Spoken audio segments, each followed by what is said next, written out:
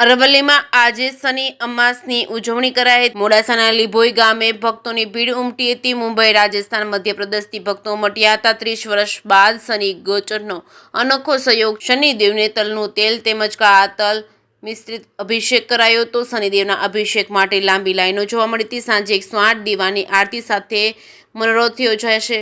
આજથી શનિ મહારાજનો મીન રાશિમાં પ્રવેશ છે। જે કેસની ગુજરાતી સાથે મયુર પોકાર, માલપુર।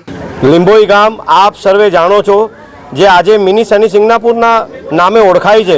અને આપ સર્વને ખબર છે કે આજે 30 વર્ષ પછી મીન રાશિની અંદર શનિ મહારાજ ગોચર કરી રહ્યા છે।